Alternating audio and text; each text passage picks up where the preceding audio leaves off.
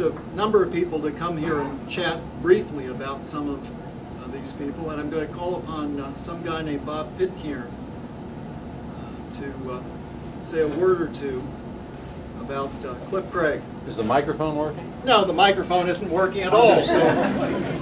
Usually people don't have too much difficulty hearing me. I'm Bob Pitcairn, for those of you who don't know me. And when I found out that you thought you were just here for the food. Well, when I found out there was free food and wine, I insisted on coming. And I also insisted on coming to say a couple words about Cliff Craig. There was a time when I was a young lawyer, about 35 years ago, and that's when I first met Cliff Craig. We were involved in a number of rescission suits in federal district court, and our firm was representing KDI. Some of you may remember that company. We were truly the villains. And Cliff and your firm was representing First National Bank of Cincinnati, as it was known at the time. And I developed a close relationship with Cliff. I was looking for people to look up to and emulate, and Cliff absolutely fit the bill. He was a terrific lawyer. I learned a lot from him during that case. And one of the things about Cliff that I will never forget, and it has lasted throughout his career, is his sense of ethics. There is no lawyer I have ever worked with who is more ethical.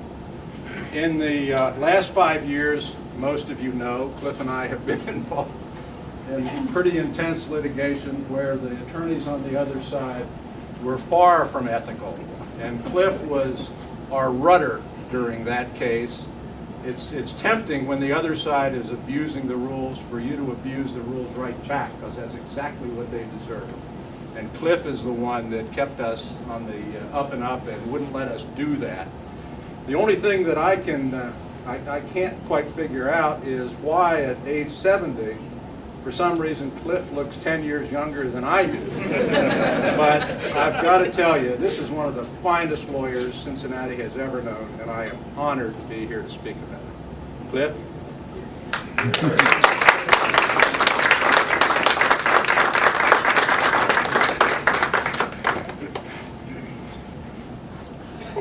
And unless Dan Buckley has suddenly appeared, Cliff?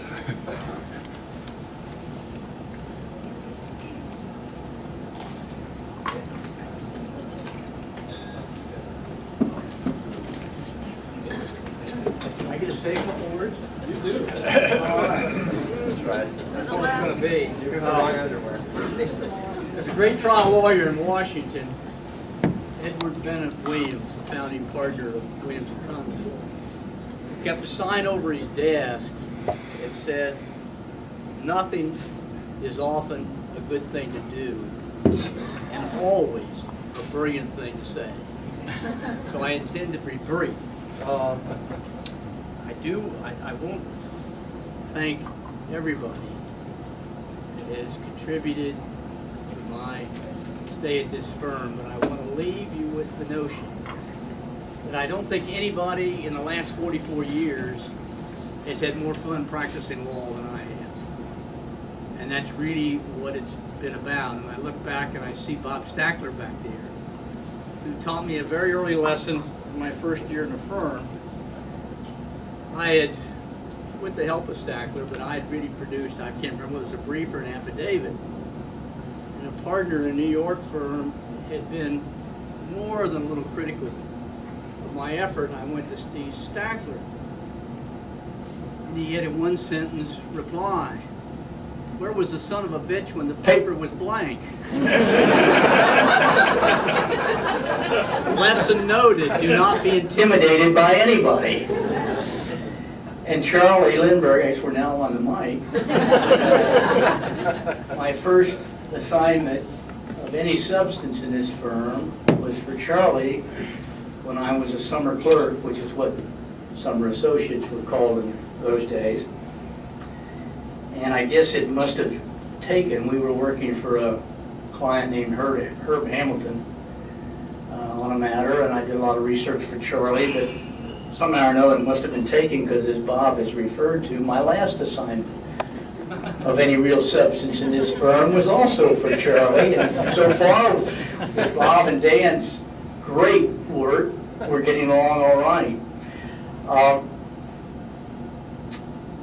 I really cannot thank everybody, because I know I would leave somebody out and embarrass myself. I want to thank Stuart for organizing this. It's really, really very, very generous.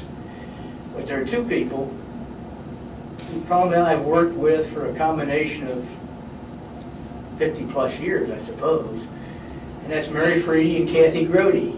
And I would really like to acknowledge them and thank them for everything that they've done for me over the years. And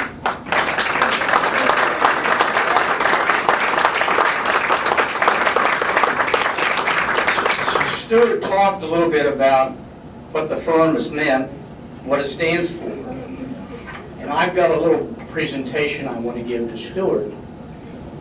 I was, I think, perhaps the last active lawyer in the firm when John Hollister was still an active lawyer. Mr. Hollister, I say John, I can't imagine calling him John. He was Mr. Hollister. And I can't say I practiced law with him, that'd be a joke. But he did give me my first review, which was an intimidating affair, but nevertheless, I think he and Bob Taft laid down a marker that is a challenge, has been a challenge for all of us, including those of us who are retiring, and will be a challenge for all of you, and I'm sure you're up to it. But I don't think anybody in the firm represents the integrity and the intelligence and the commitment to what Bob Taft stood for better than Stuart Dornett. And we all know, or those of us who've been around a while, know that Stuart has a tie collection. At Christmas, he displays a wide assortment of good cheer on his chest.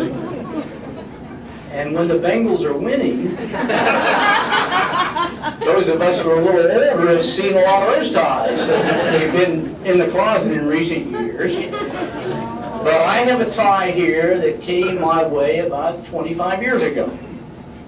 And it's a tie that displays our founding partner, Bob Taft, that was worn with pride by somebody who was a delegate at the 1952 convention from the state of Connecticut. And I can't think of any person more deserving of wearing that tie than Mr. Dornett. So,